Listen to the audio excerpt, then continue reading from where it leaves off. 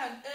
Jeg vil gerne bevise, at når f af x er lig med kvadrat x, så er et mærke af x 1 over 2 kvadrat x. Og vi lige fra før skrevet pladsningsreglen op. Og dermed har vi også lige skrevet en tredje kvadratudsætning op, som vi kommer til at bruge senere. Vi starter simpelthen bare med ved at finde delta y.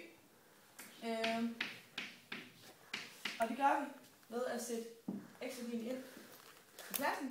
Så dermed kommer det til at stå kvadratet x0 plus k minus kvadratet x0. Og det kan vi sådan set ikke gøre mere ved lige nu, så går vi videre til trin 2. Og det bliver lidt tricky her, trin 2. Her skal vi finde differenskvotienten. Og det gør vi som sagt ved at putte vores fundne delta y ind på pladsen, så der kommer til at stå. Jeg kan lige skrive noget.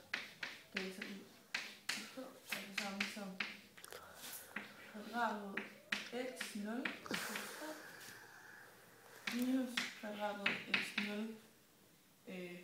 Nej, vi pludselig står lige over på. Ja.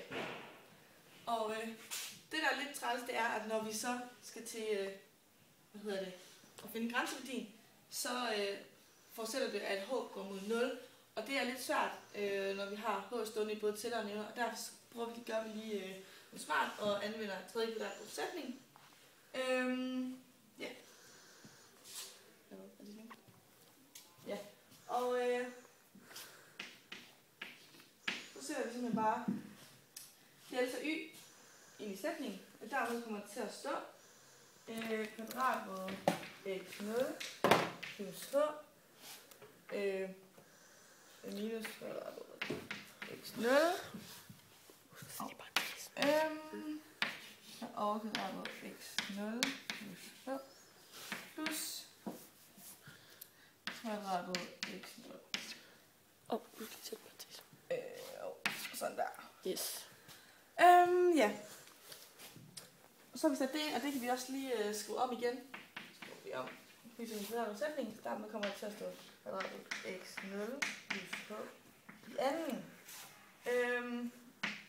Minus kvadratet x0 i anden. Og hvad hedder det? Ja. Og så kan vi se, at vi lige, hvis vi regner det her videre, så kan vi se, at de to kvadrater går ud med hinanden. Og dernede, så kommer det simpelthen bare til at stå x0 plus h minus x0. Og det er jo som sagt, x0 går ud med x0, og dermed så er det bare h. Yes.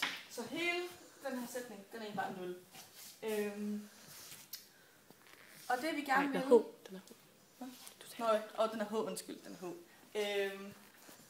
Og det vi gør, det er, at vi så forlænger den her bryg. Vi har den her bryg. Og den har vi så...